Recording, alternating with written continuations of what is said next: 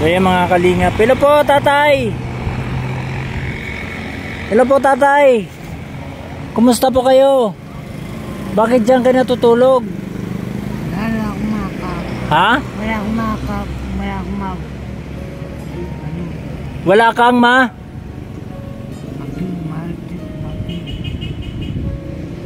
Kumain ka na ba?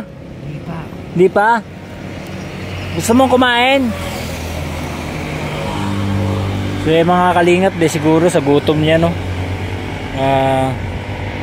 Bilhan muna natin ng pagkain. Kawawa naman. So yun mga kalingap, dito tayo sa Chicken Inasal. Bibili tayo ng pagkain, papakain natin kay tatay. Baka sakali makausap natin siya ng maayos. Hello po. Good morning. Mama na po yung order ni John. Ay, meron siya lang breast. Tapos with kanin. Oo, may ice na yan. Ha? Kasama na ice tea.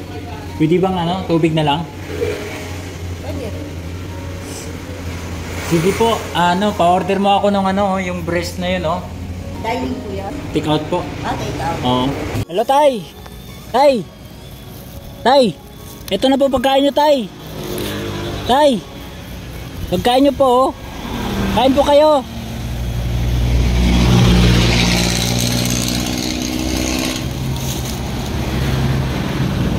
Kain po kayo.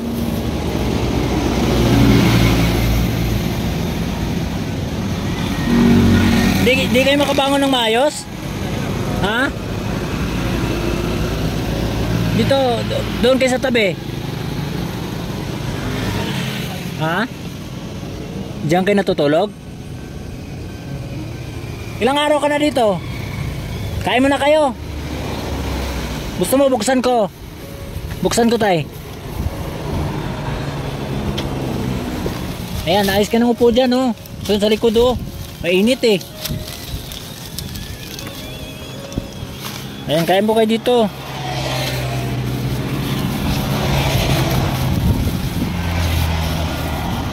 Ayan, tatay, oh. Ayan po. May extra na po kanin.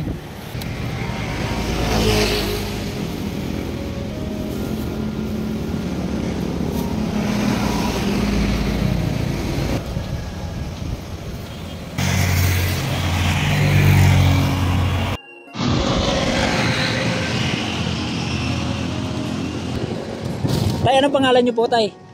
Albert. Albert? Ako nga pala si Gimo. Taga saan po kayo, tay? Patag. Patag? Saan yung Patag?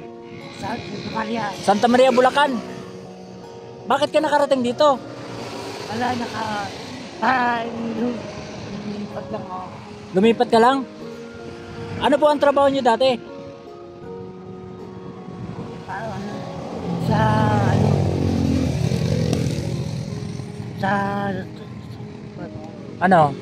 construction? Magnolia. Magnolia? May pamilya po ba kayo? Wala. Wala? Sa Bulacan, wala kayong pamilya? Alam.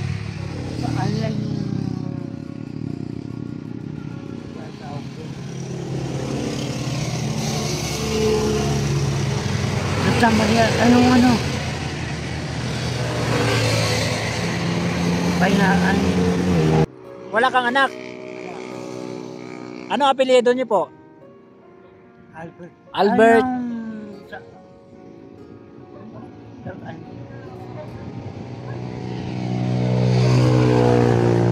Ha? Alam niyo po apelyido niyo, hindi? Kalimutan na.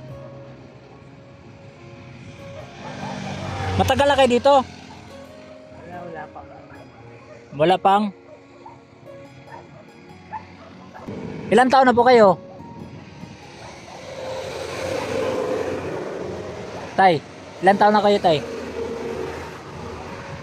Huwag kayo mahiya. Pangalan ko Gimo. Ilang taon na po kayo? Hindi alam. Saan kayo kumukuha ng pagkain? Alam mo Hihi lang ako doon. Humingi ka lang dyan. Wala kang balak na umuwi sa inyo? Wala? Gusto mo dito na lang talaga tumira sa tabi ng kalsada? Ha? Kasi nilipat lang ako ng iba ko ngayon. Lilipat ka lang? Hindi, wala kang balak na ano, umuwi sa inyo? Wala. Kawawa ka naman. Baka mayroon kang kamag-anak.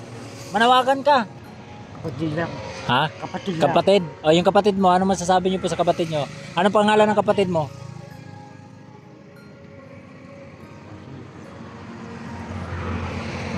Hindi na maalala? Ako, kawawa naman si tatay. Taga Bulacan daw na siya, Santa Maria. So sa mga taga Santa Maria dyan, baka kilala niyo po ito si tatay. Nakarating din po dito sa Antipolo.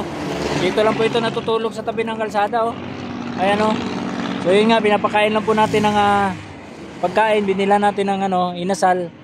Kaya nakakain po si tatay. Yung nga lang, nakikita natin dito lang, natutulog kanina sa wala sa hulog na tulugan. Parang nabalitaan ko daw si tatay may sakit na epilepsy. Kaya siguro baka nung time na nandito siya sa baba ay talagang inatake siya. Kawawa naman po itong mga ganitong mga tao no, na dapat na matulungan ito ng gobyerno, magkaroon ng mga facilities para hindi napakalat-kalat dito sa kalsada.